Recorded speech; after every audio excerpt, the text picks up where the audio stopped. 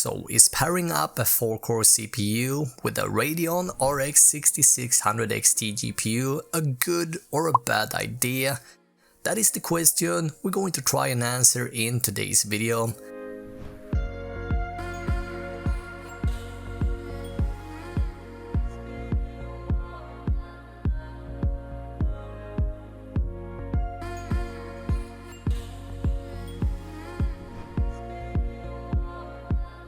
Hey, what is going on guys? Welcome back to another RB and hardware video, and in today's video we're going to build a cheap and affordable gaming PC by powering up one of AMD's most affordable 4-core CPUs with the 6600 XT.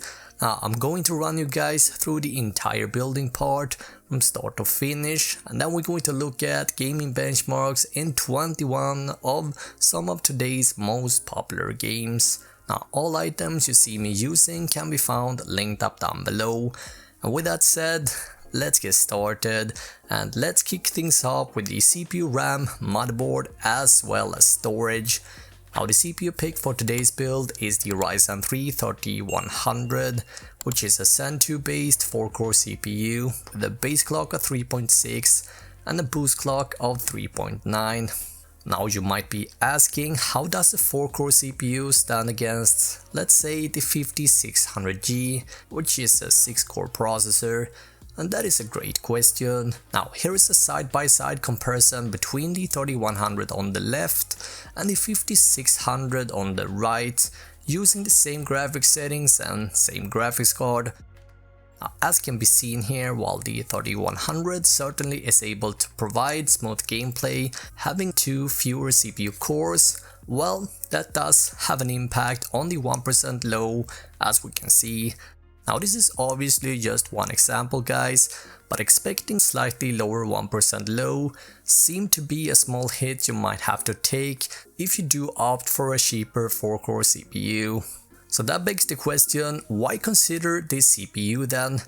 Well, the answer is because it's only $99 and it can be an option worth considering if your budget is tight. But with that all being said, right now the 3100 can be a bit tricky to find in stock, and therefore I do want to shed some light on the first gen Ryzen 5 1600AF as a potential option as well.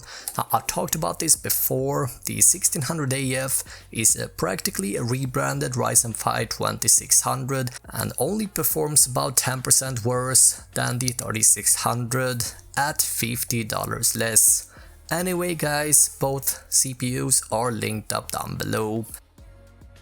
To install the CPU, we're gonna need a motherboard.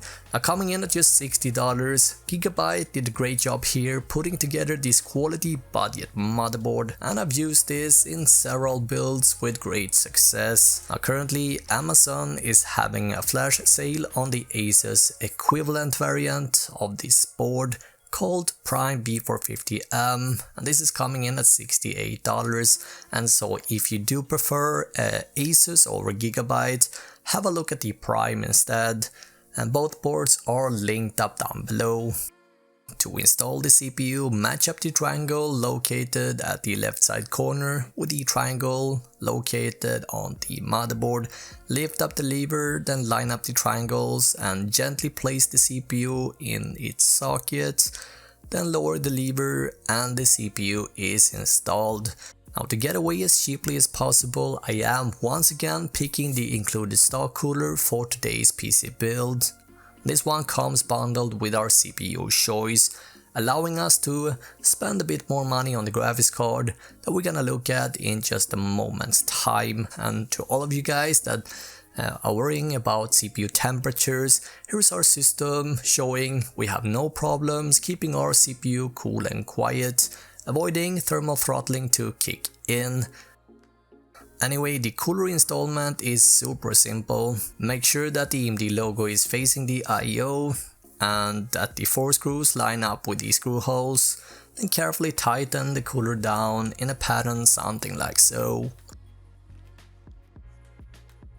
And with that done, we can now proceed to the memory, and for today's build we're gonna use this.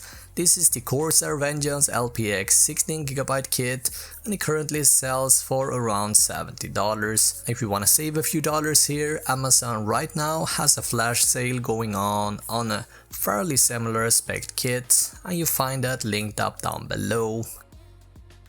Following that we have the SSD coming in at $60. This is 500GB and it comes from Kingston. The installment process is once again super simple. So you want to line up the device in a sort of a 45-degree angle and then we can just fasten it into place using the pre-installed M.2 screw. Moving on to the case we're working with, and this is a chassis from Colink called Void RGB. This is a mid-tower with a massive infinity mirror at the front, accented with addressable RGB and a 120 fan at the rear.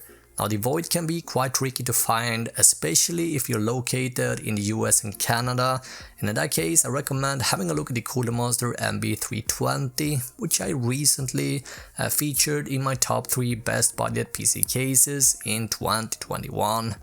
Now while the MB320 is a slight bit smaller than the Void, it still offers excellent cooling performance, set of features and RGB like you come to expect with any case out there, and both cases do fall under the category great budget cases in my opinion. Now before we go ahead and install the motherboard, you don't want to forget the motherboard I/O shield that we find inside the motherboard box, and this shield guys goes in from the back of the case, and make sure that the 3 circular audio cutouts are located at the bottom. And with that done, now we can go ahead and secure the motherboard. Grab the power supply, slide it into its slot, make sure that the fan is facing downwards and secure it. I'm not gonna go over the cabling and wiring here.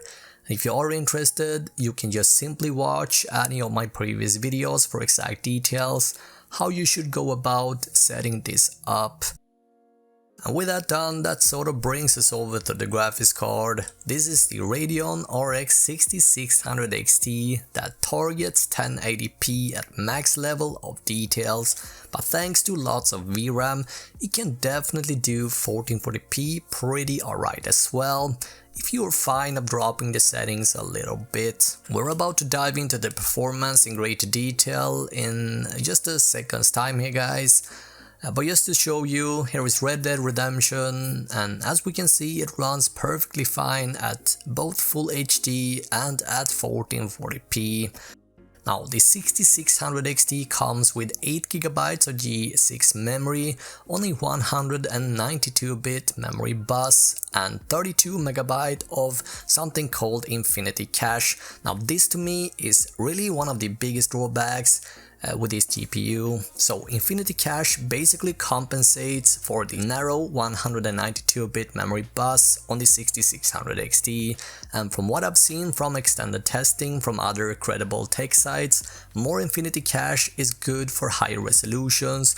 And so while 32MB is perfectly fine for 1080p gaming, the 32MB of cache dries up rather quickly when increasing the resolution. This GPU fully supports DX12 Ultimate and can do ray tracing because of its lackluster ray tracing performance. It is simply put not the best budget graphics card out there. And on top of that, because of the ongoing GPU shortage, the 6600 XT can be quite hard to find in stock, and if you're unable to find one, I do recommend having an eye on the 1660 or the 1660 Super instead, which I did benchmark and reviewed just a few days ago. Also guys, we need to address the pricing.